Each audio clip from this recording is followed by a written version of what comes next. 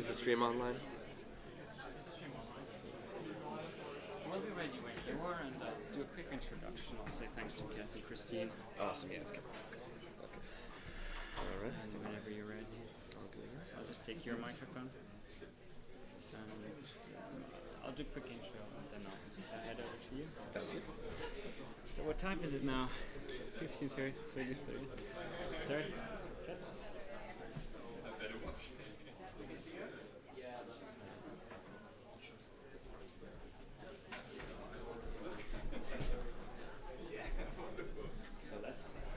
So that's good evening, everyone.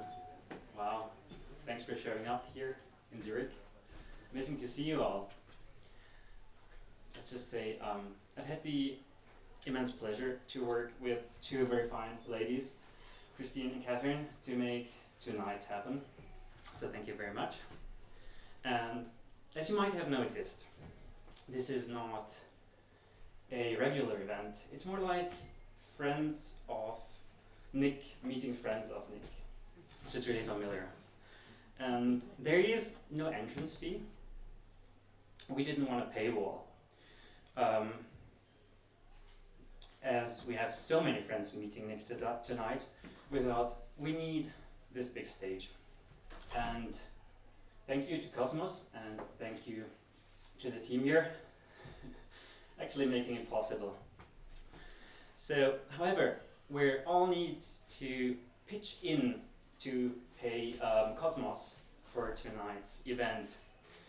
So, so far, Christine, Kat, and I have been covering the check, which means we're a little bit in the red numbers. Actually, we're a lot in the red. So, if you feel like you want to support this evening, support this event, and support us maybe making this happen again, we have here an amazing box, which will circulate through. Feel free to chip in with the favorite coin of your choice, or fiat. Fiat is still a thing somehow. We accept that too.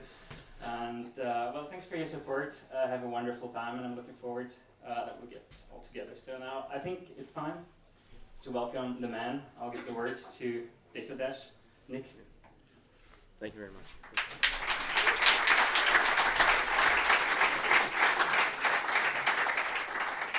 I want to start off by saying thank you for all of you coming out today. Much like every other place I've gotten to visit so far on my international trip, I've had the privilege of meeting very kind people from a wide variety of different countries and cultures and cities. And because of that, I've really gotten to have the luxury of something I was looking forward to in this trip, which is putting people's faces to names and actually getting to see people beyond the comments or our online community. So first off, thank you very much for coming out tonight. I really appreciate it. And I also want to thank the coordinators as well. This would not be possible without them, as it wouldn't be possible at any of the other events we've done. So a big shout out to them. Thank you guys. Really appreciate it.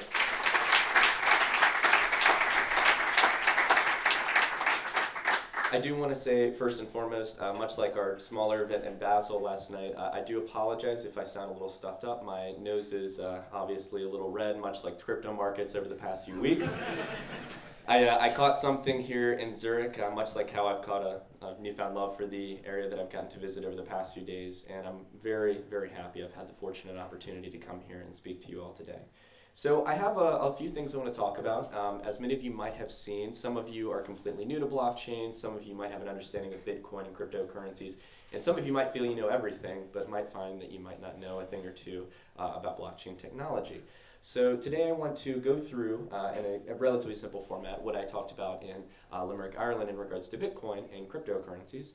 And then after that as well, talk a little bit about how the channel got started, what I'm looking for in regards to cryptocurrencies, as well as what I think Switzerland plays as a role in the cryptocurrency movement. It's a very, very wonderful country in regards to this movement, and I think that the potential that lies here on your grounds really is going understated with recent news headlines. So in that regard, I'll go ahead and jump into the presentation, and I guess we can go ahead and start talking about everything that's going on in the space.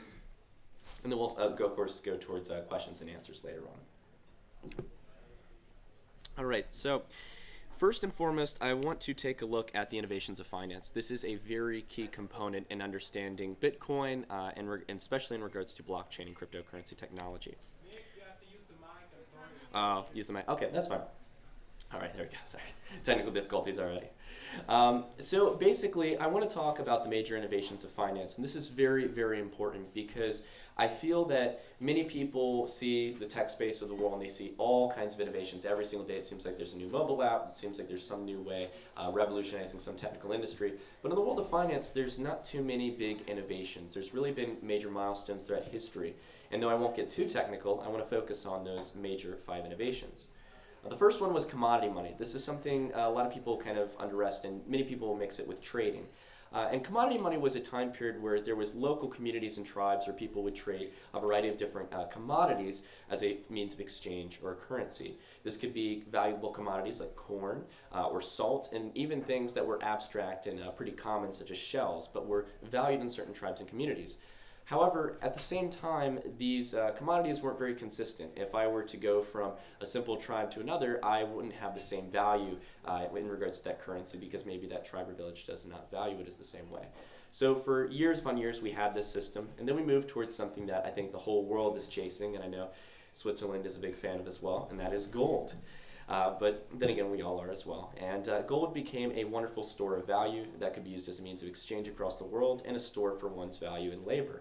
So gold held around for quite some time, and then through some major convincing, and I would assume many people didn't take it too kindly or too quick, there was the invention of paper money, which is still used here in Switzerland as francs. And I gotta say, you all have the most beautiful currency I've seen. I don't like fiat currency, but much respect. We have very bland dollars in the US. It's nothing very fancy.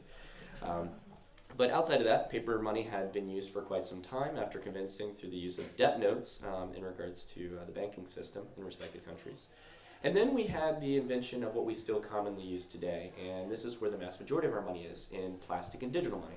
So whether it be your debit or credit card, whether it be PayPal, whether it be a variety of things, and for example, what I really love going over to Europe is that you can tap your card and do 20 or 30 euro or franc transactions. So it's really fascinating to see the innovation inside the digital economy, and it really shows just how fast this economy is moving towards a digital world rather than a physical cash world. However, even though it's very easy to get wrapped up in this innovation in the financial world, and it seems like it's picking up faster, in 2009 there was a very, very serious innovation, and many people don't know that this innovation started all the way back in 2009, and that was Bitcoin, and the underlying technology that we'll take a look at later, blockchain. But it would be probably good to start off in the sense that everyone knows Bitcoin. It takes over the headlines. It's the largest cryptocurrency. And if you can get an understanding of Bitcoin, you can get a very good understanding as to how the underlying technology of cryptocurrencies works. So I thought I might as well go ahead and talk about that. So what makes Bitcoin itself revolutionary? Well, there's a dozen things that make Bitcoin very revolutionary, as well as all the applications that you can use its technology for. But the major things that really made Bitcoin revolutionary in the sense of finance is really 4 key components. First off, it's decentralized, and this is a very, very key term. This means that in being decentralized, we don't have to put authority or a sense of trust in authority or any centralized entity. This means that we can make, much like it says below it, peer-to-peer exchanges on this digital accounting system without a trust for a central party.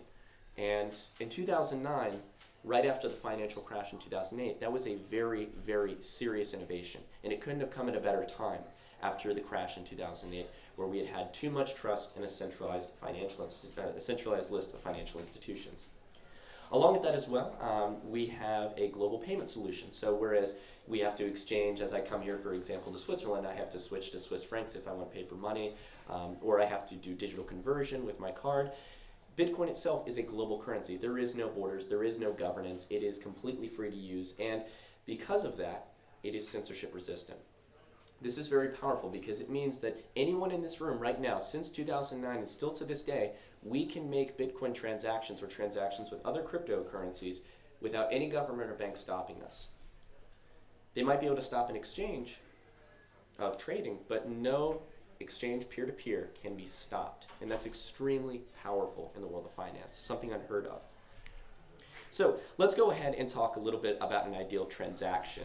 So we have a very simple transaction here between Bob and Alice. And let's say, for example, that Bob wants to send $100 out to Alice. It's very simple, not complex. And we would hope that they'd be able to, no matter where they are, who they are, or what they're transacting for, make that transaction. Well, we know that the hypothetical situation is much further from the modern reality. And that modern reality is that we have to go through, in most cases, unless it's a cash transaction, we have to go through a bank. Now, this is becoming more and more common because our economy is becoming digital. And seeing as in most countries, though it varies on which one you're looking at, it can be anywhere from 95 to 98% of all money in your economy has become digital. So if you have cash in your pocket, you own a very select few of that currency that's in actual physical cash. So because of the system, we have to trust a centralized party.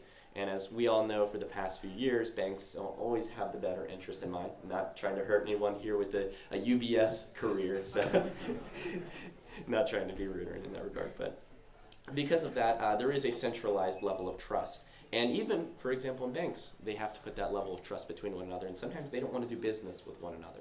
So in this transaction, we have a centralized trust. And along with that as well, let's say, for example, that Bob and Alice are making a transaction from different countries. Let's say that Bob is making a remittance payment to Alice. Maybe Alice is his sister, and he needs to send back $100 back to home. Well, because of that, he's going to have to pay high fees, and he's also going to have a long wait time. Western Union is not the best friend for Bob here. So because of that, he's going to only get $90 over. In the real world, that's actually a lower number. And he's going to have to wait 3 days. So this is very impractical in a digital economy, and we would think that things could be processed much faster. But the biggest issue out of all is the fact that because we're trusting a centralized institution of finance, they could easily, much like a government, shut down our transaction. And that's very scary. Now, it might sound hypothetically good that there is a centralized institution of trust that can shut down things for, obviously bad spending habits and things like that. But at the same time, this can mean censorship of very important things. If you go to the wrong political movement, if you shop for something that a government doesn't believe you should be able to shop for. And I know this might seem like it's supporting criminal money, but it's not. It's very, very simple things, and we're seeing it in countries where you don't have the financial freedom to consume what you want. And that's a very, very controversial topic. But I think in the world of cryptocurrency, we all respect freedom, we all respect privacy. And in this system, you're not going to find that as we move more and more towards a digital system that's centralized. So these issues are clear, they're present, and we have to find a way to fix it. Well, if we go back towards our hypothetical situation, let's think about that transaction of $100, but instead, let's change it towards 1 Bitcoin. So let's say Bob wants to send 1 Bitcoin over to Alice. Well, first and foremost, Bitcoin is decentralized. There is no bank you have to go through, no clearinghouse where you have to send that money through or send a request for. You just simply need Alice's address, and Bob can send whatever amount he has in his wallet without any centralized trust. The only trust he has is in a trustless network, which we'll talk about a little bit later. Second is lower fees and transactions within minutes. So Bitcoin itself is honestly kind of slow in regards to cryptocurrencies, but for the time being when it came out in 2009, and even still to this day compared towards the traditional finance system, Bitcoin can make extremely fast transactions and for a relatively low cost. So in this case, Bob might be only paying a certain fraction of the Bitcoin that he's sending. Now, of course, this can vary depending on the size of the blocks for the network, and again, that's an issue for another time. But for simplicity's sake, you can usually pay lower fees. Along with that as well, and this is the most important component, much like how the third one was important for the issues that arose, it is censorship resistant. No one can stop these transactions. So because of that, it makes it a very, very powerful technology, an exchange of value between anyone on the planet so long as they have a mobile phone, a computer, or some other technological device and a Wi-Fi connection. So what is Bitcoin's underlying technology? What is blockchain? I know it's the next buzzword outside of artificial intelligence, and everyone just keeps tossing it around, but it seems like many people don't have at least a base understanding, and I think it's very, very important that we understand the technology. So blockchain itself is a simple concept to really grasp on the outside rather than on the technical. Really, blockchain is what it says it is. It's a chain of blocks. So it's a chain of blocks that store a variety of different information depending on what type of blockchain it is. So in the case for Bitcoin, we're storing a block, these blocks that store history of transactions on the network. So Bitcoin really at its core is a digital accounting system telling who has what and what transactions happened over the course of history. So if you want, you can go back all the way to the beginning of Bitcoin's ledger, and you can actually go see transactions from 2009, 2010. And it's really, really incredible to think that that is immutable, it's unchangeable. And we'll talk a little bit more on that as we go throughout the video. So let's apply blockchain technology and see on a very simple level how a Bitcoin transaction works. So let's go back to the hypothetical situation. We have one Bitcoin being sent between Bob and Alice. So basically, Bob's going to need Alice's public key in the form of a hashed address. And once he gets that public key, he can send a request to send one Bitcoin over towards Alice. That request is then going to get relayed out towards the network towards what are known as nodes. Now, these are not fancy gods in the sky who are unknown. Many of them do serve anonymously on the network, but basically what these nodes do is they have copies of the Bitcoin ledger going, in most cases, all the way back towards the beginning of the history up towards today. And those are what's known as fully validated nodes. But you yourself can actually run a node on the network. You can help support the Bitcoin network by serving as a node, and especially as a fully validated node. And there's some benefits that come with that. So basically what the nodes are going to do is they're going to see the request that comes from Bob's public address saying that he wants to send one Bitcoin over towards Alice. And they're going to go back to the Bitcoin blockchain, which acts as a ledger, and figure out whether or not he really has the Bitcoin he says. So if Bob wants to send, if he wants to send 500 Bitcoin out to Alice, and he obviously doesn't have that, which we all know 500 Bitcoin is quite a large amount of money, the nodes on the network are going to reject it. They're going to obviously see that it's a false transaction, and they will not pull it on to our next step. But let's say, for example, that Bob does have the Bitcoin in his wallet, and he's ready to send it forward. That transaction is going to relay back to the nodes, and then it is going to go towards what's known as miners. These are people on the network, and sometimes they can be in sync, meaning that you have people who are miners and also nodes on the network running fully validated nodes. And those miners are going through a high level of computational power on what's known as ASIC miners to process blocks on the Bitcoin network. And these blocks are going to store a pool of transactions, thousands of transactions, every 10 minutes through using high levels of computational power to secure the network. And through this, they're working to get what everyone really wants at the end of the day, more Bitcoins. So with each new block on the network, there's going to be block rewards. There's going to be new Bitcoins mined into the network. So there will be, this is how basically new Bitcoin is created, and it is put into the pool of Bitcoin in circulation. And it gets harder and harder to mine Bitcoin, and you get less and less of a reward over time as more and more blocks are mined. There's certain amounts that are finite, and we can predict when those time periods are going to hit. But there are thousands of people across the world that are doing this. It's not in a centralized system, and they're all working with the intention, in the sense of a game theory, to support the network, not harm it. So after they've processed a block, whoever gets the block reward, they might have Bob's transaction in it, and it gets added towards the ledger that all of the fully validated nodes on the network will have. So you have thousands of people with a secure transaction history of not only Bob's transaction, but all the transactions in that block and all the transactions that go back towards 2009, which makes it very, very secure. So, as we know, a blockchain is a chain of blocks. It's a very, very revolutionary technology, though it is quite simple at the same time. So what really goes into a block to make it secure? How can we make a chain of blocks rather than just, talking about it philosophically? How can we make them, in the sense, immutable and reliable on one another? Well, if we go through and take a look at a block, I don't want to go through all the complexities of what's inside a block. However, it can be easily broken down into three major components inside a block. First and foremost, you have the data. So remember how I said earlier, this doesn't have to just be for transactions. It can be for practically any kind of information we want. On the Bitcoin network, however, this is used for transactions of value. It's transactions of Bitcoin between different addresses. So for example, we'll have the transaction between Bob and Alice, Sarah and Craig, etc. It'll be thousands of transactions every 10 minutes inside a block. Along with that as well, we have a hash. So the hash, in a very simple way of explaining it, will take the information inside both the transactions and other components of the block, and it will create a hash. And a very simple way to think of this is a fingerprint. It's a unique ID in regards to this block that makes it unique itself, and there will never be another block that will match that same hash. It's entirely unique. It's a way to identify that block. Along with that as well, if we were to change the transaction history of something inside a block, if we were trying to mislead a certain block, mislead a certain audience with our copy of the ledger, and we change a transaction, then it will change the hash of the block. And we'll see how that's very important later on. Along with that as well, we have the hash of the previous block. And this is where it comes in regards to a blockchain. So if you have a copy of the previous hash, then you can know that it's reliant on the previous one. We'll see how that works here in a visual representation. So going back to our blockchain diagram here, we can see that it's reliant on each system. And when we add that, go ahead and mine that new block and we process it, it will be added towards the chain. It'll have those components we talked about.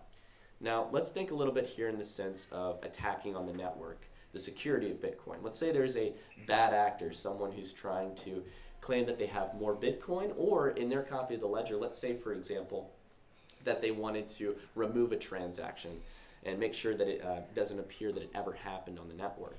Well, first and foremost, if they were to go back and change a transaction throughout the network, it would instantly make their copy of the ledger irrelevant, because any block after the transaction they changed will be irrelevant because the hash will change. Remember, if we change a transaction or any information, the hash changes, and each block contains the previous hash.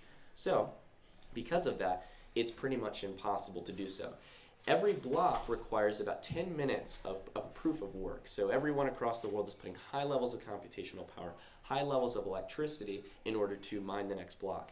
And they're going to have to outpace everyone else on the network. And this is something, though I don't want to go into too much detail, is what's known as a 51% attack on the network. This is where people would have to, if they wanted to be able to change the ledger, they would need hundreds of millions of dollars of computational power and electricity of the size of a single government. So it's a pretty hard task to do on the Bitcoin network, making it one of the most secure networks on the world and keeping secure for the past 9 years. So very, very impressive in regards to that. So because of this, because of the previous hash in each block, the proof of work that goes into securing the network, and along with that as well, the fact that it is decentralized and distributed, so meaning that there's thousands of people who host a copy of the ledger or the blockchain for Bitcoin, it makes Bitcoin's ledger immutable. Now, this might not be a fancy term, and it might not seem like much, but immutability in a very simple speak means you can't change it, period. And that's a very, very, very important thing in the world of finance. Because in a world where we don't like to trust systems with especially something as personal as our money, that is very incredible. So like I said earlier, you could go back to find transactions in 2009, 2010, and you can know that those have been sitting there untouched, untampered with, because the Bitcoin network has been provably secure. There is a game theory aspect. You'd have to put so much into trying to breaking this, and that's what makes it a very, very revolutionary technology. But it doesn't just stop at Bitcoin, and it doesn't just stop at simply money. I think that a lot of people think of Bitcoin itself as a peer-to-peer digital cash, and whether or not it will become that in the future, it is honestly just one application of this technology, and that's the really exciting part about it. So let's go ahead in a very simple way and talk about some of the implementations. Not straying away too far from money, first and foremost, is global remittance payments. So many people, maybe here, for example, in Zurich, might be foreign workers and stuff coming from another nation, and you need to send money back home. I know many people in the States do that as well. And this is a multi-billion-dollar market because people work, they make their income, and they send money back home, back to their families and friends. And because of that, I know many of you know companies like Western Union and others who offer this service, but they charge extremely high fees, and they have 2 to 3 day wait times. With this technology, we're getting to the point where not only with Bitcoin, you can do it in 10 minutes and for a lower fee, but along with that, there are other cryptocurrencies that are making instant payments for no fees. And that is extremely powerful for global remittance payments. Along with that as well, cloud computing.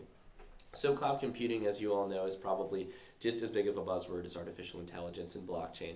But cloud computing is becoming something bigger and bigger. Everything's going to the cloud. And in regards to decentralized technology, such as blockchain, there's a wonderful factor that comes in with cloud computing, where much like with Bitcoin, how everyone has a copy of the ledger, people could have copies of ledgers with your information for cloud computing. Now, how would that be more secure than a centralized system? Well, not only will it be highly encrypted, but along with that as well, you have it broken up and distributed. So let's say, for example, that 10 people who are hosting nodes on a cloud computing network, they could hold parts and pieces of your information. So it's not all on one central device or one single computer. So you can have it much more broken up. It's practically impossible to get anything out of it. So it removes the need to really want to hack or break into information because there won't be anything to gain from it. Along with that as well, the Internet of Things. This is another big buzzword, but the Internet of Things is the collection of mass information and most, what I think some would say is metadata. This could be for temperature control and a variety of other things that allow people to use them for systems and to collect mass amounts of data for different applications, to predict certain markets, as we'll take a look with prediction markets. But this is also a very, very big field. Having a ledger that is immutable is very important in the Internet of Things, and being able to connect with a variety of different technologies that can capture information. Supply chain management as well, very important. There's a lot of great interesting technologies out there that I talked about at my last event, and I've mentioned on the channel, such as programs such as Wabi and Modem that use blockchain technology to build an immutable track record of where items have been. So for example, I don't know if some of you might know, I'm trying to think of the specific case off the top of my head, but back in 2008, there was a very serious case in China where there was a bit of tampering in regards to baby and child formula, and because of it, there was a lot of not only a lot of illness, but a lot of death and young children. And the Chinese government, they came out and they, on site, made a clear message by stopping not only the operation, but also killing the family involved with it. So it's a very serious issue, and governments are not taking it lightly.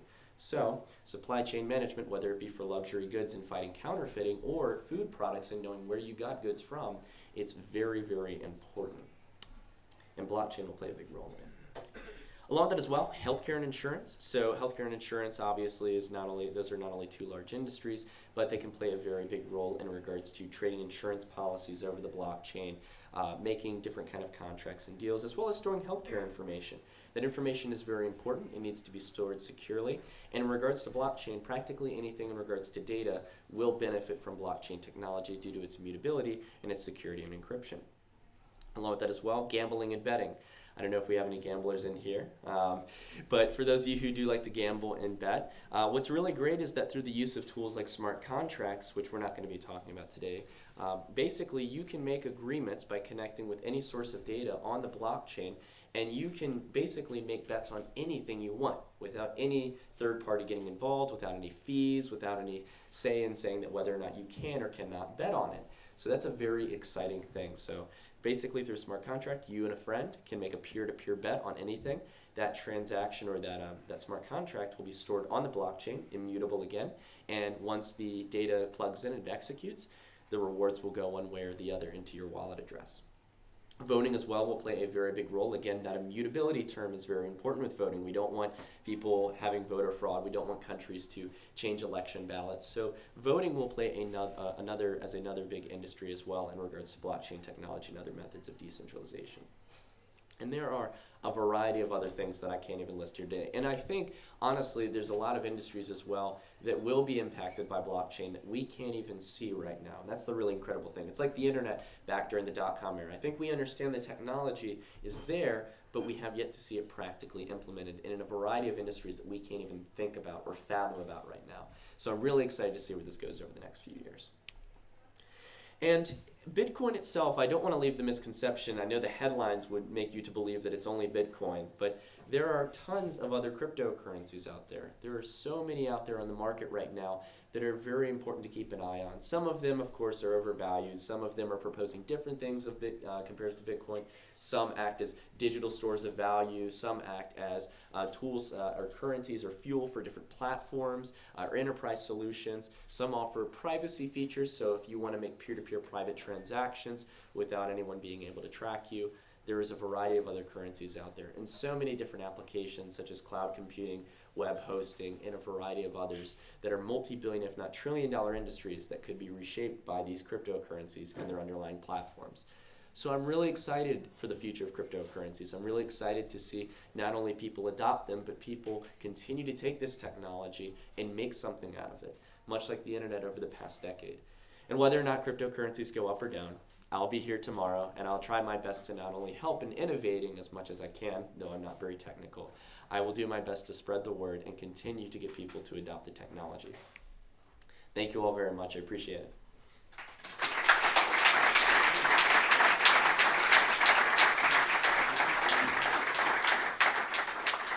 So what I was thinking about doing, seeing as we've got a decent amount of time here, is I thought I'd go ahead and talk about 3 major factors before we open it up to questions. I'll try to keep it relatively short, but I want to talk about 3 important things. Something that I've been talking about a lot at my events is how I got the channel started, and I think it would be awesome, seeing as we have the YouTube audience as well, to talk about this and tell a little bit about myself. Along with that as well, I'd like to talk about 3 major components that I'm looking forward to in cryptocurrencies. And along with that as well, I really want to talk about how Switzerland plays a role in all of this, because you all, if you don't recognize it already, as I stated before, you all are going to play a very large role in regards to cryptocurrencies. There's no doubt about it. So I'm going to spend a little bit of time to give a little bit of a request and then also talk about what you all can do. So first and foremost, many people have asked me how I got started with cryptocurrencies and generally my background in finance. I can be fair with you all in saying I never worked for any of the big names. I didn't work with Jamie Dimon at JP Morgan. That wasn't my gig. But I did have the fortunate opportunity to get interested very early on in regards to traditional finance. I, as early as possible, opened up a joint brokerage account with my father. I was able to start trading stocks, learning about financial markets, and I had a very young thirst for information. I really wanted to learn as much as I could, and I learned about entrepreneurship and so many other things. But during that time, I not only learned about stock markets and trading a variety of different assets, but I also learned about the traditional finance system and, more than anything, 2008. Now, some of you who watch my channel, you might know that I talk about this a lot pretty passionately. I talk about banks sometimes, I'll talk about the whole system that we've traditionally relied on for the past century to a very high degree. And throughout learning about that, I was quite shocked because, to be fair with you all, in a sense of humbleness, I was very fortunate growing up, as I think many people were as well, even during that time period.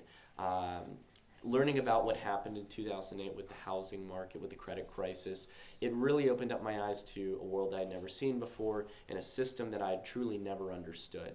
So I approached it with a sense of humbleness. I learned about it, and I was looking for a solution that could fix the only issue I could really find, which was the continued trust of a system that didn't have our better interest in mind all the time. And because of that, I was looking for something that was not centralized, was not a central institution. So I went about going on YouTube, learning more and more. By chance, I found a video called What is Bitcoin in 2011. The video at the time had a very low view count, nothing comparable to where it is now, and no one at the time in the media was talking about Bitcoin. No one. It was a non-topic. And the price at the time was $3. We'll revisit that in just a second. But I basically watched through the video and I heard about this blockchain technology and how it was decentralized. And I got the term decentralized, but this whole blockchain technology and the mining, and it just seemed very abstract. So instead of doing what I should have done and what I recommend everyone do, which is read the white paper, I went to check the price. And as I stated, it was $3. And what I always tell people with a sense of humbleness is, I said, who in their right mind would pay $3 for a digital coin? This is stupid. So there's a pretty big sense of irony with that. But again, I always stick to my guts in regards to the fact that I don't miss not buying Bitcoin at $3. I think we can all play hindsight on ourselves in that regard. But I do miss more than anything the fact that I didn't take upon the simple opportunity to spend 10 to 15 minutes to read the white paper. Because I think not only in that time, but even in this modern world, we're always moving so fast. And if I would have simply just sat down and read the right resources and understood the technology, I would have understood that back in 2011 and all the way since back 2009, that we've had the beginning solution towards this issue. We've had the solution to fixing a trusted economy and turning it into a trustless system. So because of that, I did make the mistake of not reading the white paper, and I went on throughout the years. I heard about the price going up and up and up and everything, and I had really only gotten seriously invested and reinterested back into it during the fall of 2016 when, of course, the price was going up a little bit, and I finally read the white paper. And instantly when I read it, I knew at that moment that this was going to be something big, that I had to get more invested in it. So for some time, I was doing research, and during the time I was at university, I was just going through classes. I was doing a double major in business and finance, and I ended the year off pretty good. I ended it with a 3.5 GPA out of 4. I made it onto the dean's list for the school of business. But for me personally, I think that college, though it is a great tool for a lot of people, everything that I was learning generally was something I had already learned. And at the time where I was looking for an alternative, I was very fortunate to find something back in the States known as Praxis. Well, basically, in very simple terms, Praxis is an alternative education platform, and I know alternative education doesn't sound too trustworthy, but it was the real deal, and I was lucky enough to get accepted into it. They looked at my past, they saw that I had an entrepreneurship mindset on a lot of things. So because of that, I was accepted in, and during that process, I decided that I wanted to focus on a career in data analytics, because I loved working with data, finding trends, and it was something that would be a good mix between business and finance. But from there on, I went towards doing my first PDP, or personal development project. And I think this is a really, really cool thing that Praxis makes you do. They kind of put it on you to focus on what you want to do, and then you make a project each month that helps build skill sets or build a portfolio. Well, from there, I was going to learn SQL or SQL, which is a language that you use in regards to managing information in databases. So I went through, I learned it very quickly, and from that I created a 10-part tutorial series, which you can go find back on my channel. It's not too professional, not too good, but it was a starting place and a way to show that I had learned this in a very short period of time. And I thought, you know what, if I'm going to be showcasing this to employers, I'm going to have to put something else on there. So I did what at the time was my interest, and I would have never thought people would want to listen to, which was me analyzing the price of Bitcoin. And I did 2 videos. And the first one I think did okay, but the second one I think was one of the first or second. It had like 100 views in the first day. It was an astronomical amount of views for a new channel. And I was very shocked by that because I'd used YouTube for 10 years. And I was like, you know what? I was working part-time. I was doing my online education. Let's go ahead and make 2 videos each day, one in the morning, one at night. And I did it day after day after day after day, doing 2 videos. And now we're where we are now at over 250,000 subscribers. So it is an awesome, awesome feeling to have built such a good community. Thank you.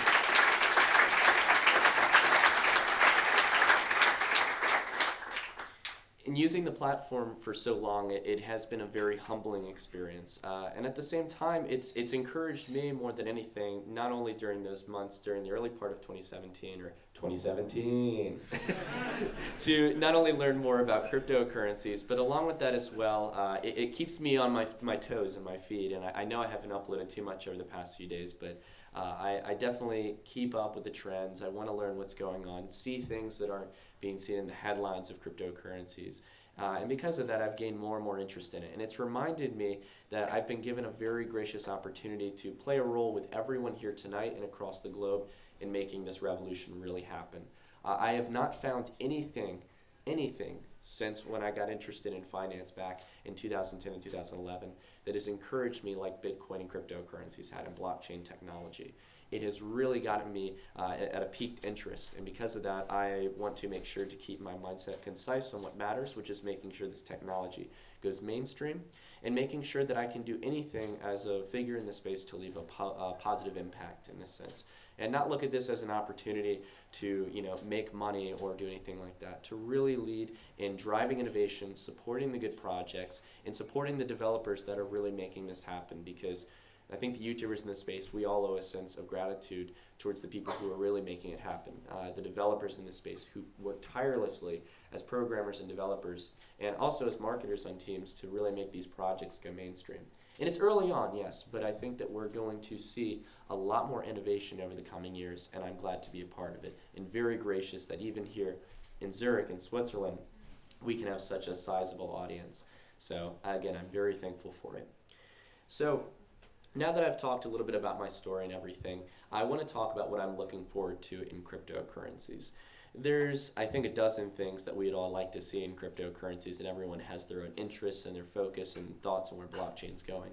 But my biggest interest out of anything, and I think what many people focus on outside of the technical applications, is a peer-to-peer digital cash. If any of you have read the white paper for Bitcoin, everyone would probably agree that that was Bitcoin's original intention. Everyone wants a peer-to-peer digital cash, something that's immutable, something that no third party can shut down or shut down our transaction on. So because of that, there's really three things I'm looking for in regards to that peer-to-peer digital cash. First and foremost, I think it's the topic that everyone has been talking about, and that is scalability. And I think this is going to be something we'll see in 2018. I think we're finally going to get into a resolution, whether or not it's for Bitcoin or some other cryptocurrency, that we're going to see scalability finally come to a grounds this year for a peer-to-peer digital cash. Because there is a lot of competition in the space, a lot of people who have differing opinions. First and foremost, in regards to Bitcoin, there's been an awesome innovation recently. Whether or not you're in support of it or not, it is awesome to see innovation happening in competition, and that is the Lightning Network. Who here has heard about Lightning Network? Can I get a show of hands? Okay, this is good. We got some people who've done the research. I like it. So in regards to the Lightning Network, this is a very big stride for Bitcoin. Now, it seems that many of you understand it here, so I won't go through a very long, drawn-out sense of detail. But in regards to the Lightning Network, it offers an off-chain Layer 2 protocol that allows people to make transactions off-ledger and off-chain. So this means that you won't have to make a transaction on the Bitcoin network every time you want to buy coffee or send a $5 or $10 transaction. Because on the Bitcoin network right now, there's a serious issue. And as much as we talked about lower fees earlier, to be fair, Bitcoin is experiencing high fees due to its limited block size. So because of that, Lightning Network allows people to make extremely fast transactions, cheap transactions, practically zero-cost transactions without a fee. And it allows people, in some cases, this has been a relatively new development, to make private transactions, something that I'll talk about as well as one of my key points. So because of that, Lightning has been extremely exciting. I'm glad to see a lot of people have been saying, when's it going to launch? I want to use Lightning Network.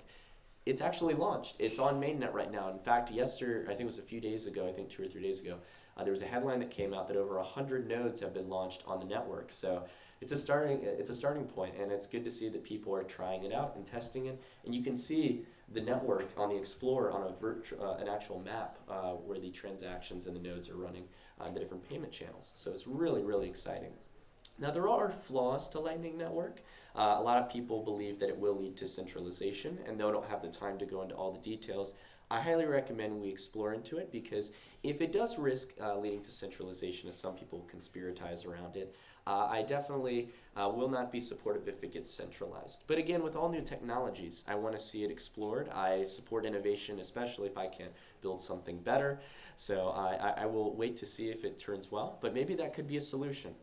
There's also as well the idea of increasing the block size, and though people will disagree on this, you have your Bitcoin and Bitcoin Cash fanboys. I will not bring Roger Ver into this. We won't get a fight going on. But there is a debate as to whether or not block size increasing is sustainable for Bitcoin, because technically, at any time, if the miners agree, as the voting process works for Bitcoin, the miners could agree to increase the future block size of Bitcoin. So remember those blocks on the chain we talked about being blocks of on the chain that hold a store of value or data and information. We could actually increase the size of it from its current size at 1 megabyte up to 2 megabytes, 10 megabytes, a gigabyte, a terabyte. We could turn it to whatever. But the thing we have to keep in mind is that each person who's running a fully validated node on the network needs to keep a copy of that. So it can get quite expensive. But at the same time, many people argue Moore's law. They will say that storage costs are going down over time, and it's practical to do it. I think that you can increase the block size to a much higher level from where it is now, at least temporarily, and maybe we could find that layer 2 solutions like Lightning Network could be the long-term solution.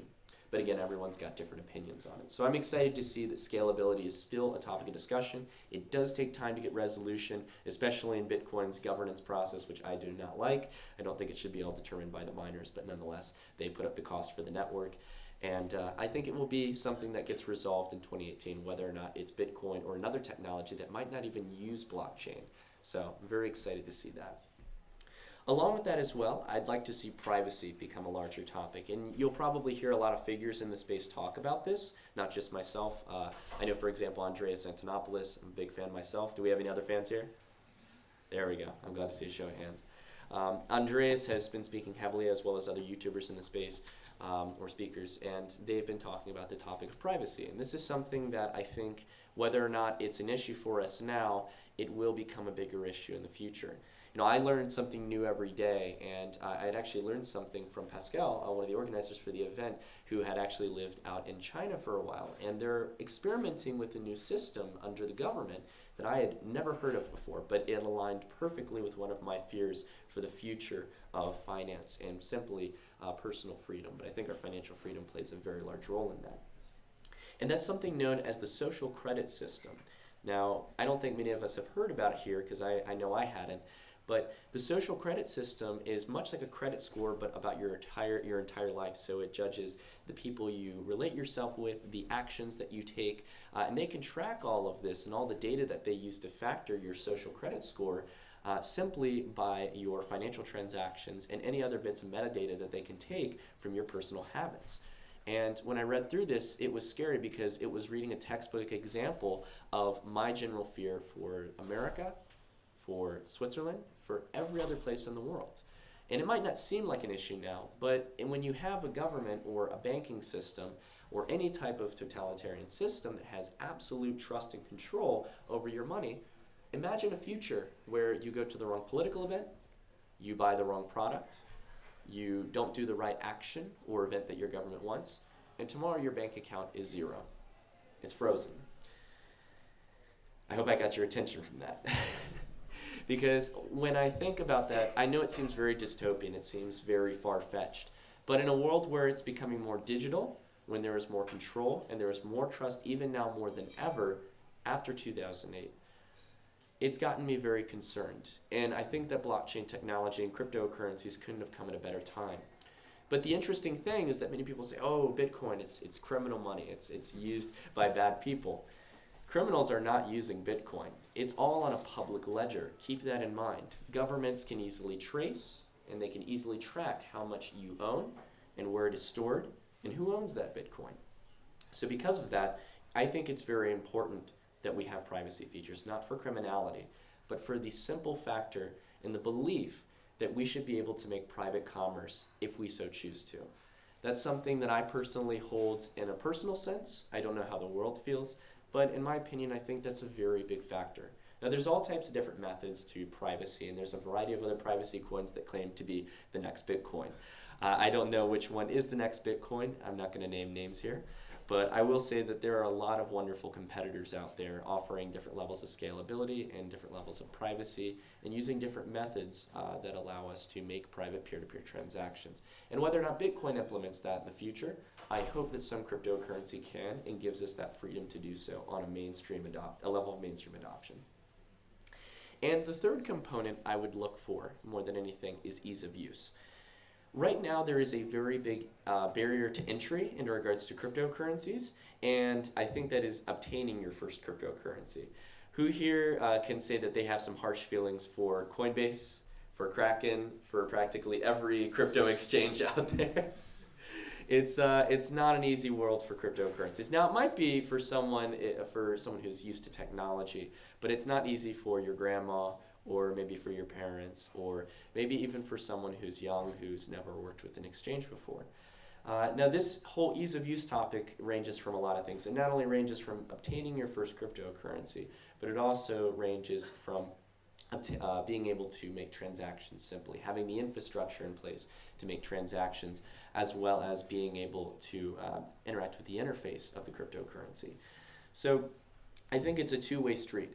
First and foremost, we are going to have to hopefully see more innovation on the side of exchanges.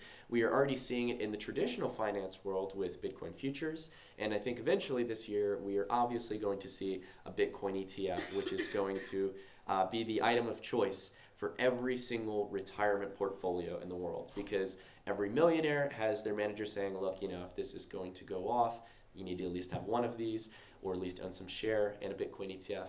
And I think that for any of you who work in the finance world, you're probably getting dialed up every day saying, hey, how can I put some of my investment funds or my retirement portfolio into Bitcoin? So because of that, I think that you're not only going to see more ease of use, but along with that as well, we need to see cryptocurrencies, even Bitcoin, have simple features that allow it to be more simple to use for the average user. That can be an infrastructure on our mobile phones through applications, through the use of QR codes, whatever it may be.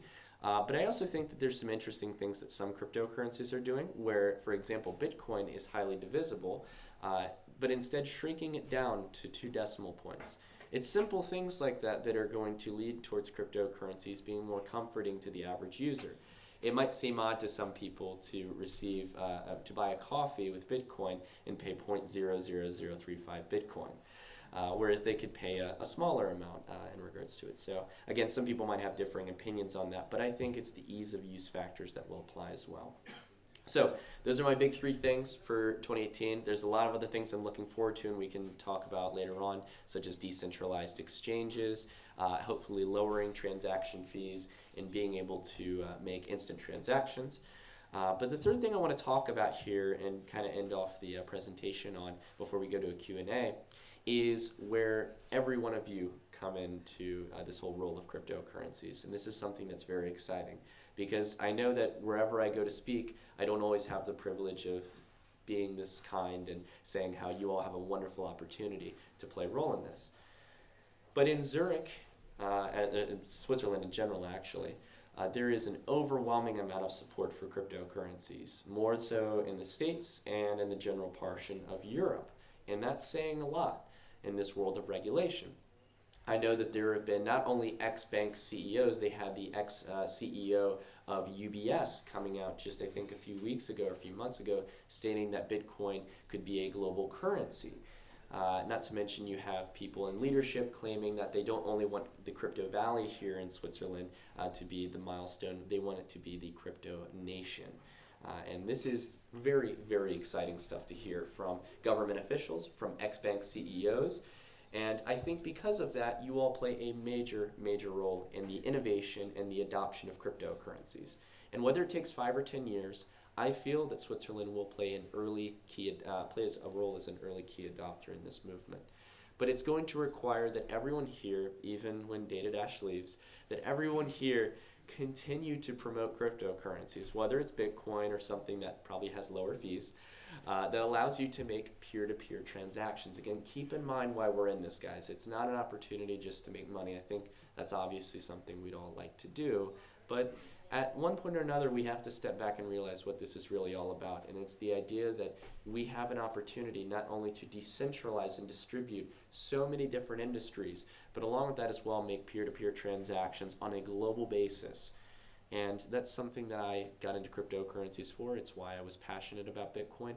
And I know that all of you here today, with friends and family and at local retailers, you can promote the word of cryptocurrencies. So a few simple things you can do.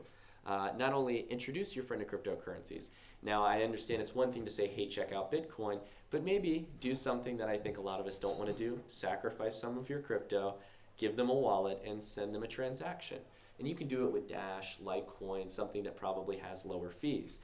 But just doing that first transaction, I can tell you, I've done it with people, I've seen people's faces, and it's so empowering to actually see the technology and to understand what's really happening when you make that transaction, that no one can stop it.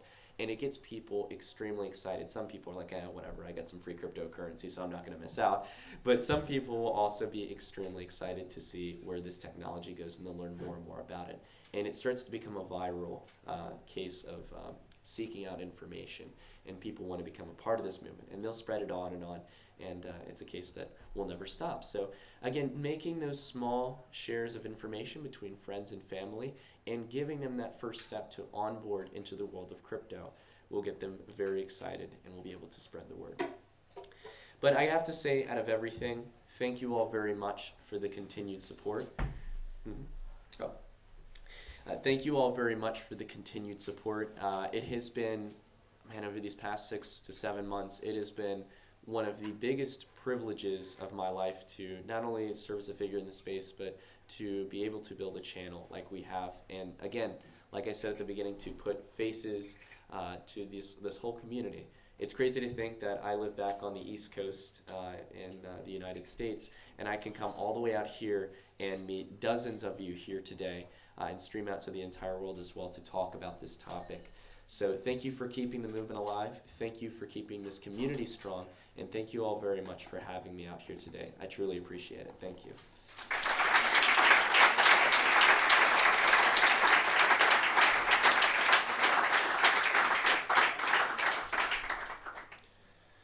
Alrighty, so I guess we can open it up to questions. You want to go ahead and get started on that?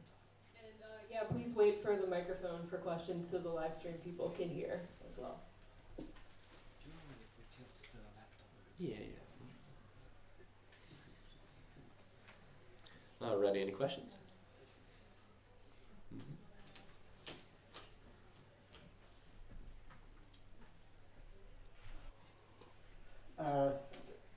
My question is, you talked about ETFs.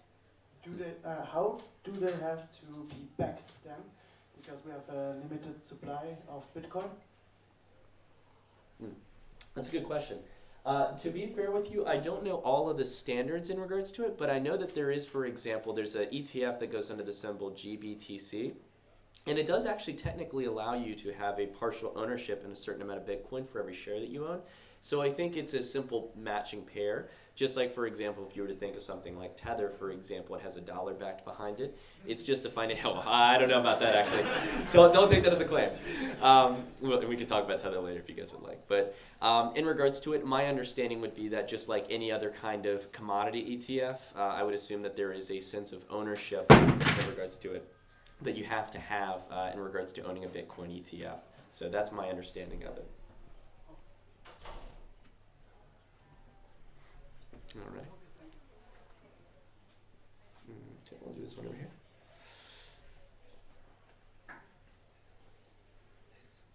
Hi, so I actually have two questions. The first one is, how old are you?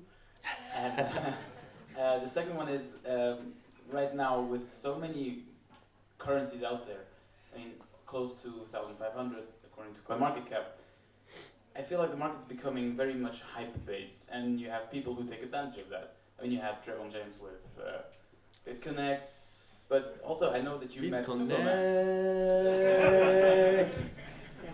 No, it's not a scam. Sorry. No worries, exactly. But also, I mean, I have nothing against Superman, but I know you met him recently. But he used to do several videos a couple months ago where he was really hyping a certain coin, InvestFeed for instance. It shot up by 20% in one day. Now it's back to its original value, more or less. I mean, they're taking advantage of the hype. I might do that as well if I had his audience or yours, but because, I mean, it's easy money. But how do you think that people can fight this then? Because this is a big argument against cryptocurrency in general. Mm-hmm. Well, on the first question, I don't mean to be rude. I've told many people before. I will say that I am young, as you all can probably tell, especially for the world of finance. I will say, though I won't tell my age, I will say that, like I said, I got a very, very early start. Again, if you want to find it, probably the information is out there. But the thing for me is that I did get a very early COs and IPOs. There's a reason the terms are very similar, and it's going to be the very much the same case in regards to this market. We understand that there is a lot of use case for these cryptocurrencies, but we have no way to fundamentally kind of compartmentalize the real winners unless we do our fundamental research, because technically, unlike a company during the dot-com era, it actually took some legal work and some serious practice to create a cryptocurrency. But unless you're raising a ton of capital, which is not hard to find in this crypto space, anyone can create a cryptocurrency. If you really think about it, I can go off and fork Bitcoin. I think there was actually a really cool website where if you pay 0.001 Bitcoin, they'll automatically make a fork for you. So you can fork off the chain yourself. Anyone can do it. And that shows you, if you were to do a rough estimate, I've never cracked down on the numbers because, like you said, there's like 1,400 cryptocurrencies, a huge amount. But if you were to go back and if you were to check how many cryptocurrencies were practically a basic fork off of Bitcoin, which uses proof of work, or Purecoin, which is proof of stake, and they had simple modifications to it, I would bet that 95% of cryptocurrencies easily meet that ballpark. And a lot of those coins are going to get washed out. My number estimate is what a lot of people say. It's above 99%. And I know that's, again, I don't like to shoot in the dark and make random predictions, but I think that's a very reasonable number because there is a lot of crap in the space. There is a lot of high promise, all hype, and no real tech. And that comes in the form of ICOs and coins that just are original or forks off of original coins, and they don't bring much new. They might bring one small modification or bring a higher stake reward or something like that, and that's not real innovation. So I would say that in regards to what you're talking about with YouTubers, I'll piece it together here as a final answer. My job as a person in the space, when I talk about something, it has an impact on things. So I want to make sure that if I ever talk about a coin or a project, I've not only read through the white paper, but it's something that I would feel comfortable putting my own money in, and something that I know that at the end of the day, if people are going to invest in it, I could feel doing well over the next 5 to 10 years. But again, I'm not a financial advisor, and you always have to do your own research, guys. This is a very speculative space right now, and much like in the dot-com era, there is going to be a lot of names that are the big dogs now that will not last. They will be gone before you know it.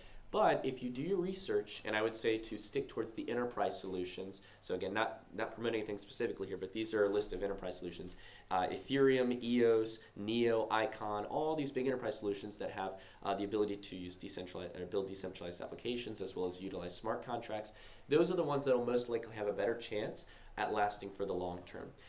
And outside of that, it would be digital peer-to-peer cash solutions. So again, my job as a YouTuber is to stay as honest as possible, and again, I want to focus on promoting good projects rather than which one could bring the greatest return, because I think if you find good projects, it'll bring that in the long term.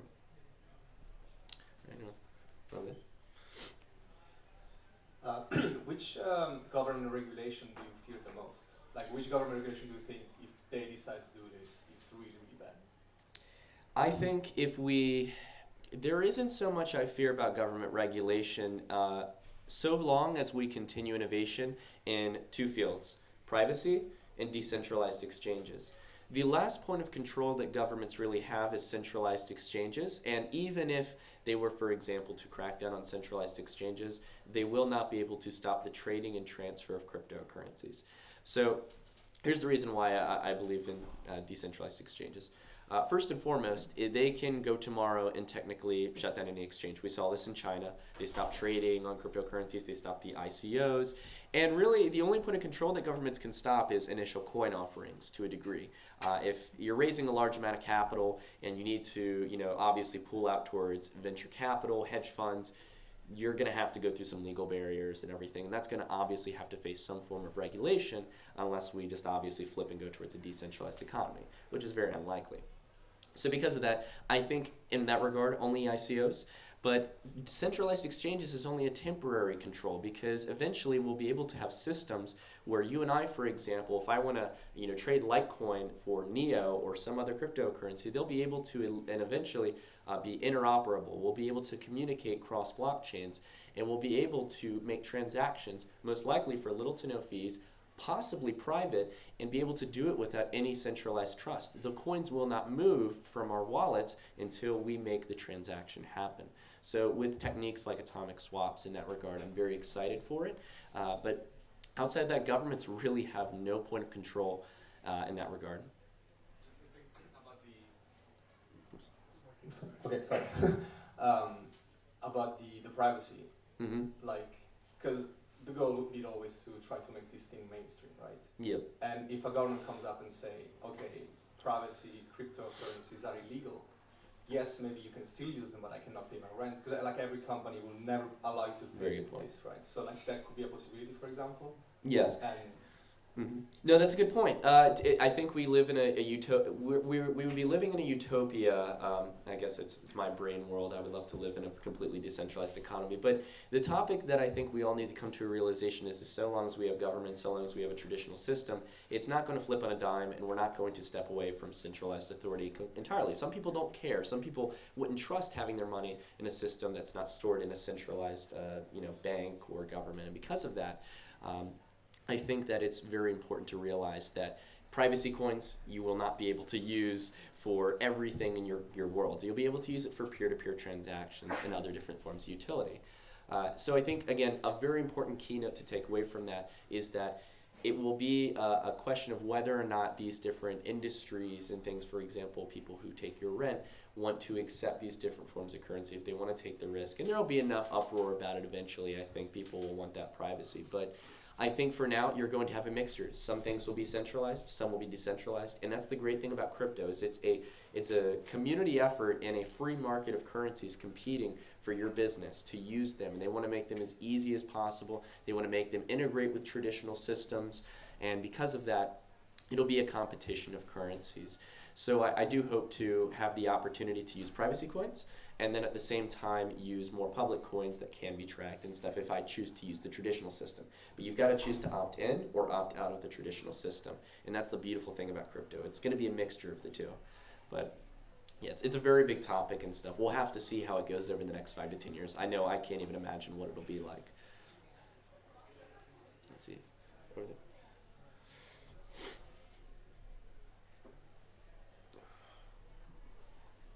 So I have a question concerning the energy consumption with the Bitcoin miners. They use a lot of energy to kind of, it's the proof of work behind it. Is there something that can be done to better this, or are they maybe talking you with making bigger hashings, increasing the block size? Will this increase also the energy consumption and this sort of things? The block size won't increase too much of the hashing power, because the hashing power itself is not so much in regards to storing the transactions. It would take very little computational power to put transactions into a block. If you take a look at, for example, proof of stake, it uses very little computational power. However, even though proof of stake and other proof systems have worked quite well, proof of work is one of the highest levels of security we've seen in any proof system in cryptocurrencies. And I think Andreas had talked about this a while ago. No, I couldn't give you a full technical answer. I will say that generally speaking, it's not so bad to have one single cryptocurrency serve as not only as the foundation for crypto, but because it's serving as that foundation to have a highly secure network and to exhaust a little bit of electrician and as well as computational power for that network. I think it can be very misleading. Some people will use headlines of it's comparable to certain governments and their entire consumption of energy, and some will say that it's a pebble in the grand scheme of things. To me personally, I haven't seen it as a drastic issue. I more than anyone would like to take an environmental approach, but at the same time, this is an immutable network. It has not changed, and because of that, I want to make sure to guarantee that, and I'm willing to take that small sacrifice, and I would hope most of us would as well.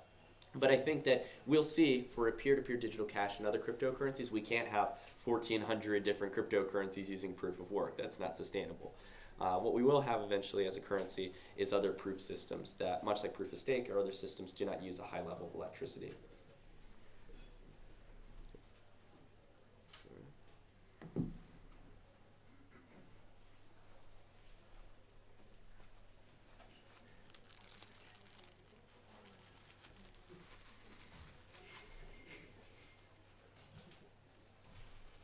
Hi. I feel that the volatility of the price is a problem of Bitcoin and other coins, and it looks scary for normal people, and also it seems that the price is susceptible to some bad actors or whales that have a lot of money and can influence the price. So do you think there's a solution, or does it need to be solved?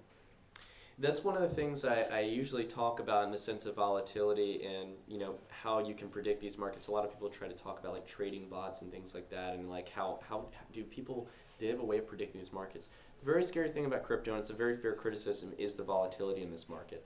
Much like any new market, this is a very human-driven market. Like you said, as much as I advocate heavily against them, because morally I know it's illegal in traditional markets, not only legally, but I think morally it's wrong.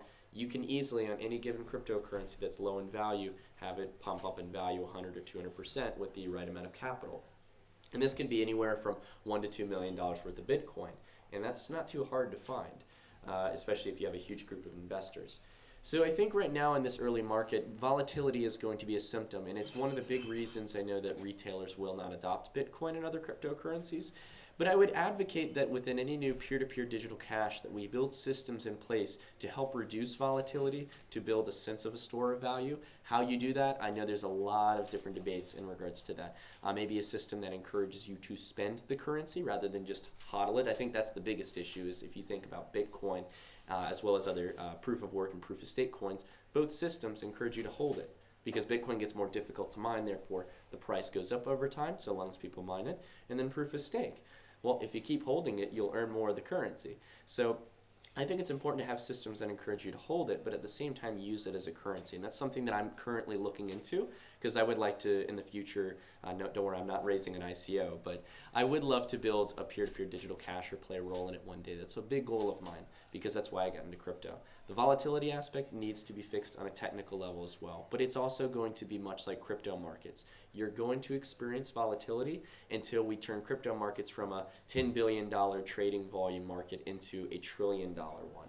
Once you get that liquidity in the market, the trading range for price is much more mitigated. It's much more limited. So a whale who's dumping 100 Bitcoin doesn't instantly just drop the price. Sometimes that can happen on Coinbase, on GDAX or Gemini. In the future, it'll be much harder to sell 100 Bitcoin. So I think that the volatility will be reduced with more liquidity in the market.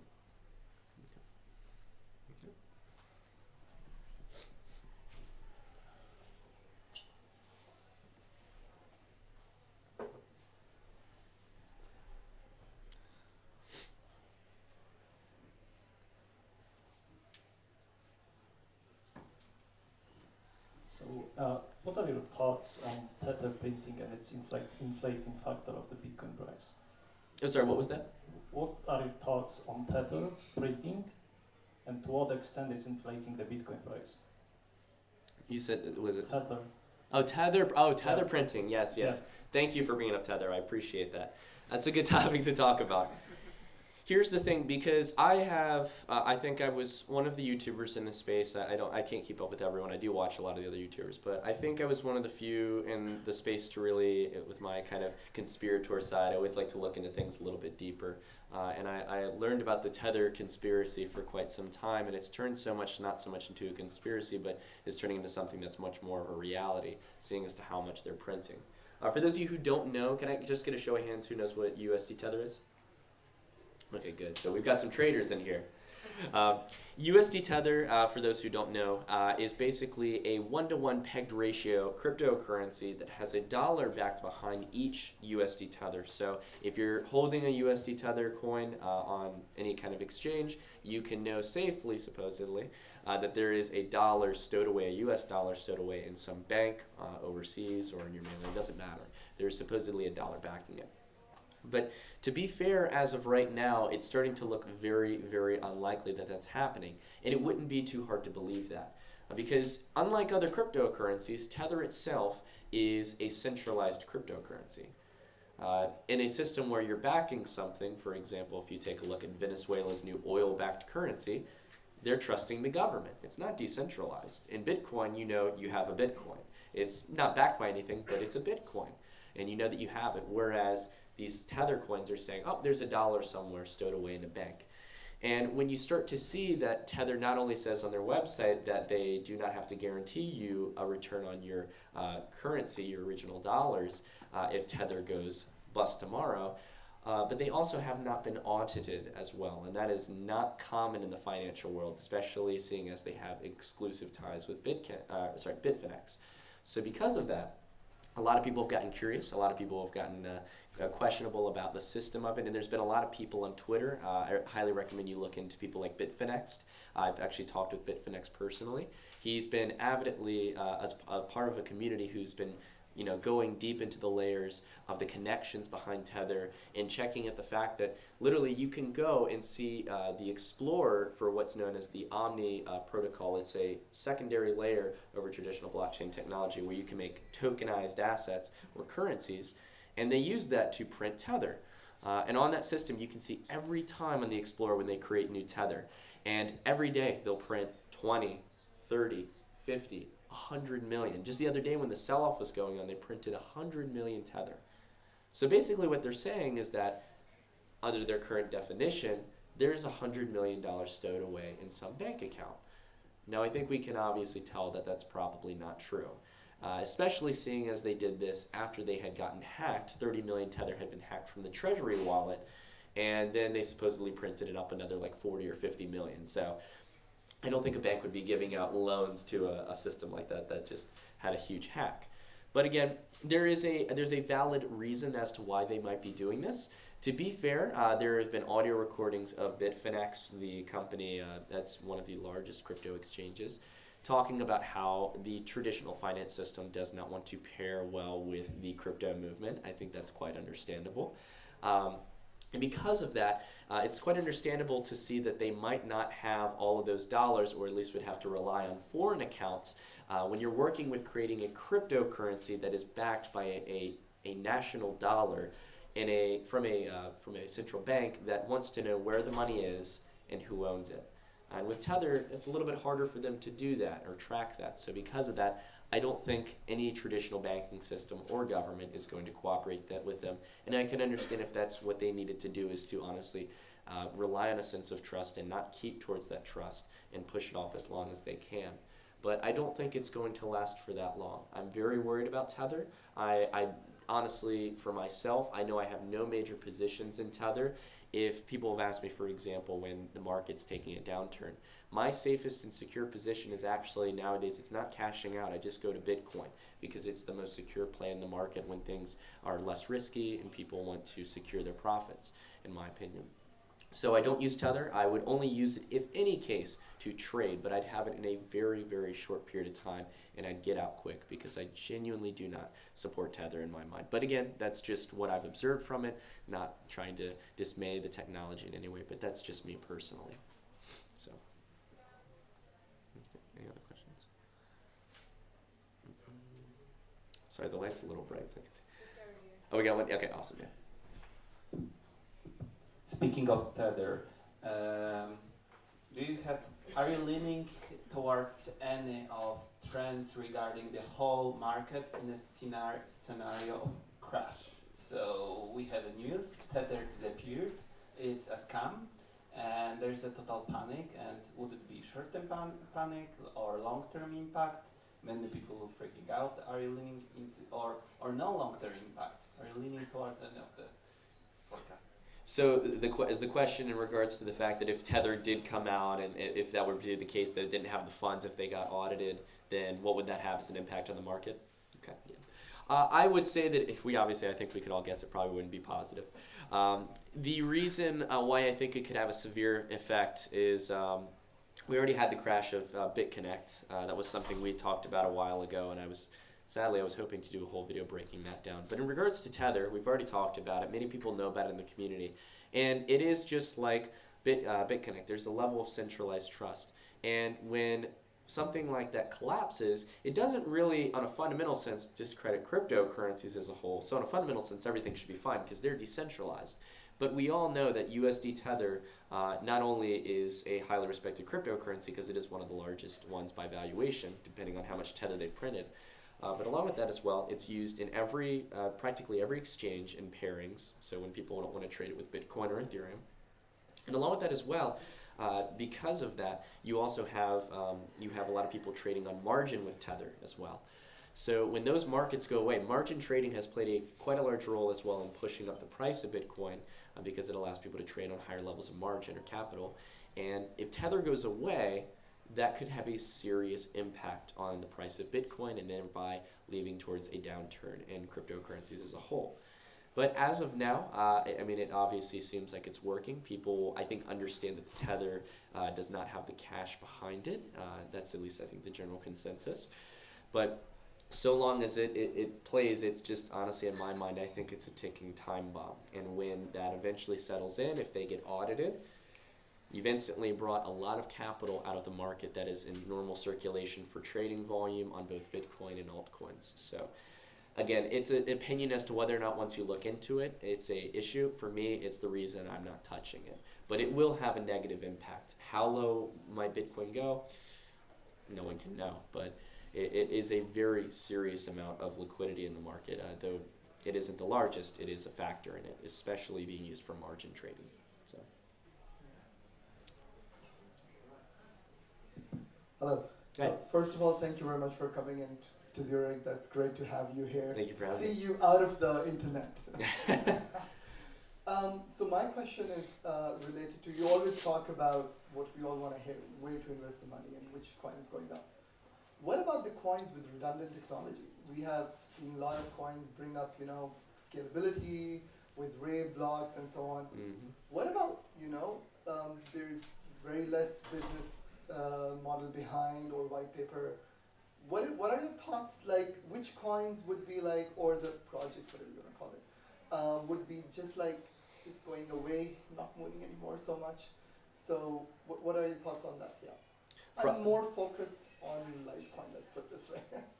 So generally speaking, what kind of projects out there have less of a business purpose that interest me, or? No, let's talk about Rayblocks is like there people have invested because it said like zero cost, Exactly. scalability, but there's nothing else. There's no nothing like Power Ledger or people are investing in Car Vertical or something.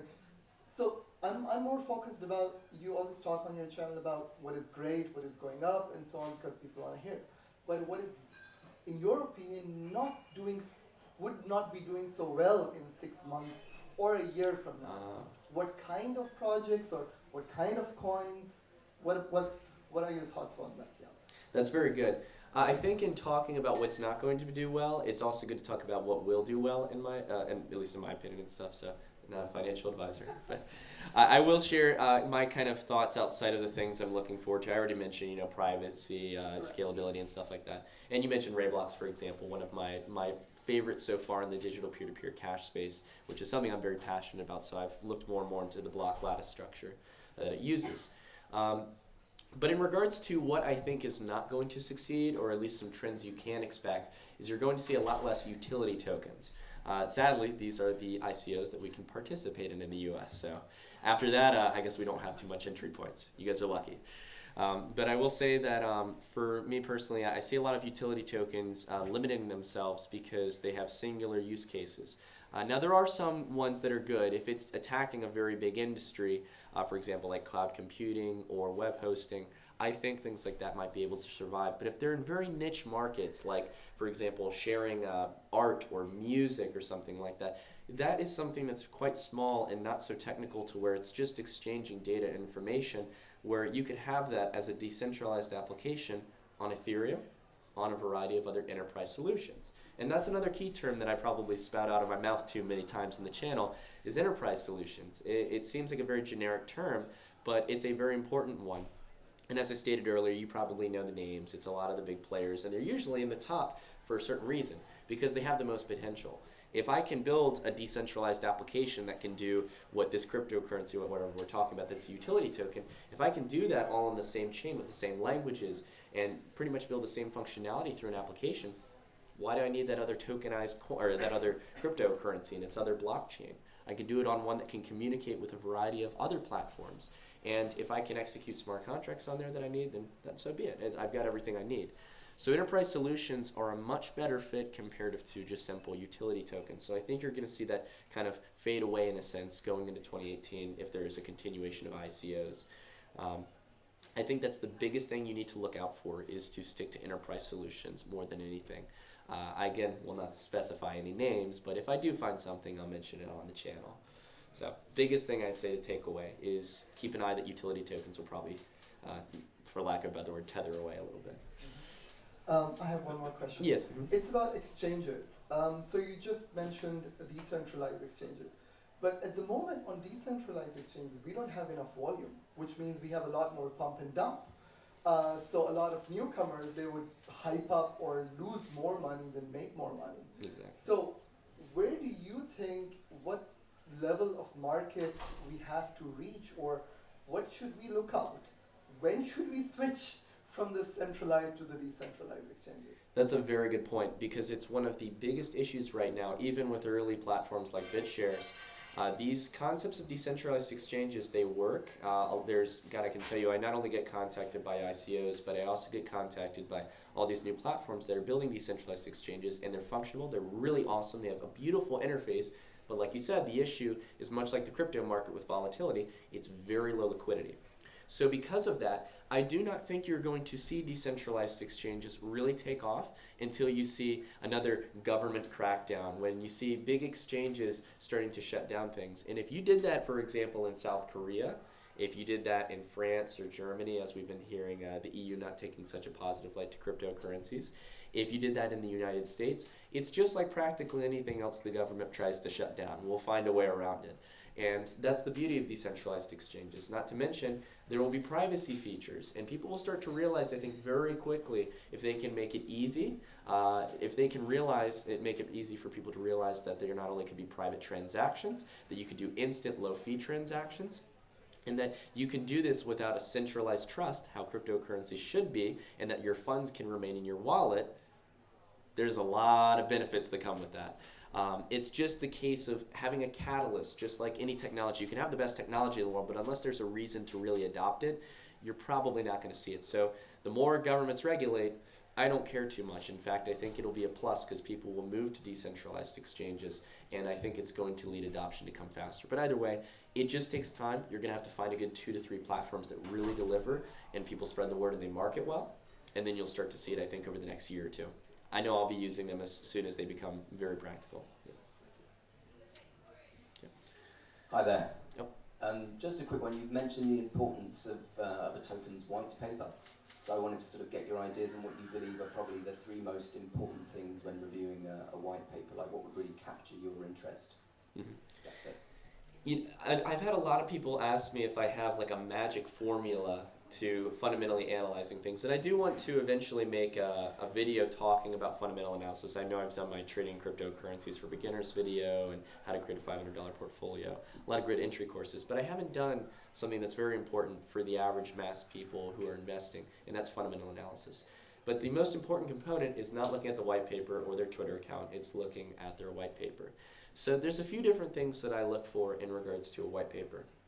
First and foremost, if they have a proof of concept in their technology or the bit of innovation that they're bringing to the space. So if in their white paper I'm just getting sold an idea and they could easily have the technology, whether it is hardware in the cases of Wabi or modem, or if it's just simply something that's on the software side, if I have a proof of concept there, it's much more relatable. Again, I don't mean to talk about it too much, but I loved when I covered Wabi as one of my coins in January. I covered it with confidence because I was able to take a link in the white paper, and it was a video where I could actually see someone using the technology. They could hold up their phone to the RFID antenna and track an entire product's history. That is practical, it's tangible, it's feasible, I can see it there. I'm not getting sold an idea. Anyone can write something fancy and say, it's going to be on the blockchain.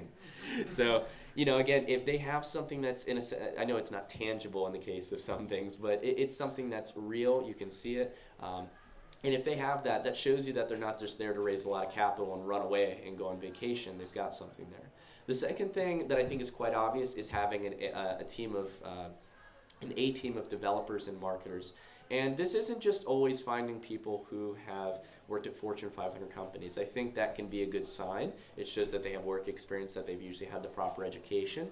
But at the same time, you know, for example, someone such as myself, you know, I had dropped out of college. So I think that it's really making sure you find people who are not only good developers and marketers, whether that's something they've done, especially maybe they've run successful campaigns in the past or have accredited titles, but also on that team, look at the advisors as well. If you have 2 or 3 advisors that are big names in the space, and it's not just someone, you know, putting their name up there, they're actual, true, confirmed advisors.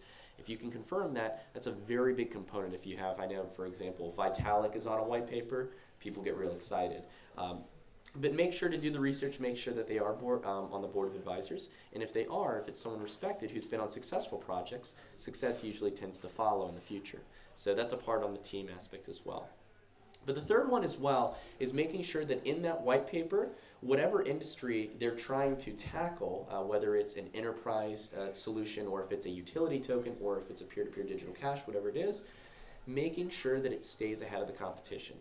There are, as the gentleman mentioned earlier, 1,400 cryptocurrencies. This is even more competitive than the tech space, and that's saying something. That means there's going to be a few successors and a lot of failure.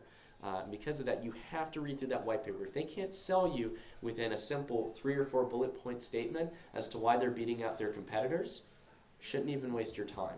I can tell you in most white papers, they not only keep it very clean, the successful white papers that I've seen for good projects, they not only keep it clean and simple, but they say it with confidence. If they don't have anything, they're going to continue to sell you an idea and just say, oh, it's great, it's on the blockchain, and use a lot of buzzwords, which there's plenty of in the industry.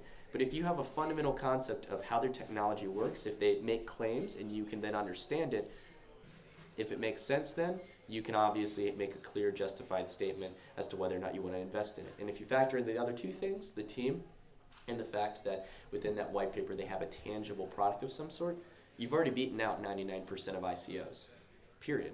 And that's how I, for example, if I ever do end up covering a coin on my channel, I always make sure to go through that simple process. It's really those 3 bullet points. But of course, there's also minor factors as well with every project, and it depends on what type of cryptocurrency you're investing in. But I'd say always keep those 3 factors in. And I'll talk about that generally maybe in a slightly different format in my fundamental analysis video in the future. Alrighty, let's see, we got the mic over here, so let's see what we got. Quick. Hi, I was actually just wondering, because I heard that for Bitcoin, there is a lot of the currency which is in hands of a few people, at least for the ones that are now in circulation. How do you think, what's your opinion of the control of price of those people on the price of Bitcoin? And how do you compare it to the current system we have now that also lots of the money is in control of a few? So I've heard a lot of people speak on this issue. We actually got the same question out in Basel, and I think this is it's a very controversial topic because when you talk about ownership of money, it's always a controversial topic. To be fair, I have to say, for example, Andreas Antonopoulos, again, someone I envy to a high degree, made a very good point that, to be fair, if you really think about it in Bitcoin, if Bitcoin does end up succeeding and it becomes a worldwide digital cash, personally, I don't feel it will. But I will say that, no matter where Bitcoin goes in price, to be fair, we have to understand that the people who put up the computational power and the electricity to secure the network, they took a very, very high risk to earn the Bitcoin that they did. So we have to keep that in mind every time we think about the ownership. I know we have a lot of whales in the space, and that's the 1% to 2% that own well over half of Bitcoin. So because of that, I think it is a genuine issue, not just in the sense of ownership of wealth, but how that can affect markets. I'll tell you though that the good news is that they have an absolute obligation for Bitcoin to do well in the long term. They don't want to just dump Bitcoin tomorrow. And the reason being is because it's very hard to do that. If they own a lot of Bitcoin, they're going to have to take a long-term exit strategy if they want to, if they're thinking of cashing out. But I think many people who got into it, we have to remind ourselves, are the early adopters. They are the people who are a part of what was known as the cypherpunk movement. And this is where you look at the original founders, and I would say Satoshi, whoever he, she, or they are, was a part of that movement. It was the idea of a decentralized currency. So I don't think that many of them want to sell them. Many of them have been holding them for years, and some of them are unobtainable. So I don't see it as a big issue, but I think that if it is enough of an issue for a user base, we can go create another cryptocurrency, we can create something competitive, because honestly, I don't have too much of an issue with it personally. But there is always a risk, just like how it is with any other altcoin. Someone can dump it in a second and it can lose 50% of its valuation, and next moment it could go up 100%. So it's always a justified risk, but it is a problem in traditional finance as well. Okay. And what else?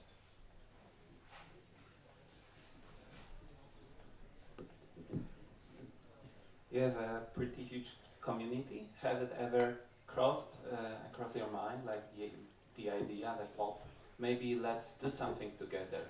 If so, what would it be, right? Would it be like some technological project, like for collecting signals and doing like swarm intelligence of 50,000 followers, or maybe something, I don't know, on the fundamentals, like clear out the language, so to influence how all people speak about things, how they think, because nowadays people confuse digital money with digital currencies with cryptocurrencies, etc., right? Clearing this out even may have an impact on later, afterwards, when it becomes relevant to make people distinguish privacy coins from non-privacy coins and avoid, like, as we know, Newspeak from Brave New World issues when governments may try to clear out from our speech and consciousness the way how we perceive via mass media. So, any ideas, like, what have you been thinking about? No, that's a very good question, and I appreciate that you want to continue to expand everything, because I want to remind people that yes, there's Data Dash, the channel and stuff, but at the same time, one of my efforts at the beginning when I started realizing things were trending, as I told you, I was quite unintentional to start the channel. I never pictured having the following that we have. But I don't picture it so much as a following, I see it as a community, and we can do a lot of great things as a community. And no, that is not propping up another coin or another token. I would much rather have a long-term impact in spreading the word of cryptocurrencies. So there's a lot of different projects. Some of them are personally in the working in the Data Dash community. We have a lot of things we're trying to do. I'm not only trying to make as many videos as I can and maybe do collaborations with the community and other YouTubers to break down terminology, some things like Lightning Network, atomic swaps, even blockchain as we did here in the presentation. We need to be able to explain it to someone in 5 minutes, because in most cases, for the average mass audience, if you want them to understand blockchain, it's just like social media nowadays. We have to make it really quick. So I have a few different ideas. I can't talk too much on it now, but the big project and contribution outside of being a figure kind of in the space and building this community is that I hope that whether it be myself as a founder or a group of people, I want to build a decentralized peer-to-peer currency. And I think that's going to take the effort of a lot of us, not only here in this room, but across the world, and taking in different opinions and contributions of what we want inside a peer-to-peer digital currency and how we can set it up to where it can evolve. Because if we can, as a networked community, launch something like that, that can be very powerful, and we can start to show what it's like in a decentralized economy. So, again, I have a lot of ideas. I'm trying to work through them right now. It's been a whirlwind of events for the past 6 to 7 months, but I will say I'm going to try as best as I can to try to lead efforts where, on a decentralized, distributed way, our community can come together and build some really awesome pieces of technology. Thank you. Please give us invitation when we can join. Definitely. So guys, thanks a lot for coming again. Feel free to stick around and mingle with each other and meet the community. There's food and drinks at the bar over there. And any donations that we get that exceed the venue cost will just go to Nick's Patreon. And if you have not yet joined the Telegram Switzerland group, you should think about doing that, and we can maybe set up some more community meetups in the future. Thank you. Thank you.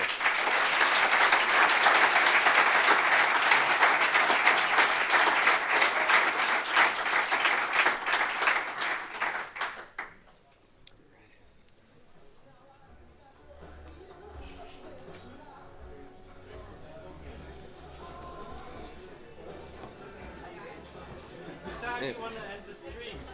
Huh? Did we do the snap? I have to go ahead.